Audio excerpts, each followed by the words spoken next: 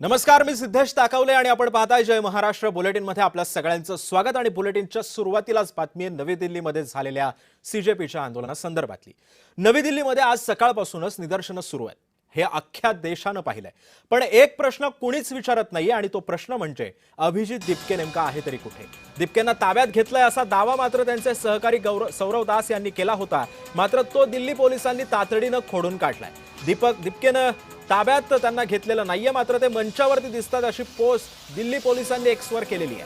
मग प्रश्न असा आहे की मग संसदेकडे निघालेल्या मोर्चामध्ये अभिजित दिपके का नव्हते? त्यांनी तर या मोर्चाचं नेतृत्व करणं अपेक्षित होतं, कारण सीजेपी ही चळवळ त्यांनीच सुरू केलेली आहे। या आंदोलनाचे दोन प्रमुख चेहरे आहेत, सोनम वांगचुक आणि दुसरे म्हणजे अभिजित दिपके। वांगचुक रुग्णालयामध्ये आहे तर त्यांच्यावरती उपचार सुरू आहेत। उरले अभिजित दिपके सरकारला जाब विचारण्यासाठी। आज ही निदर्शनं होत आहेत। त्याचं नेतृत्व करायचं सोडून दिपके मंचावर काय करत होते याचं उत्तर तेच आता देऊ शकणार आहे।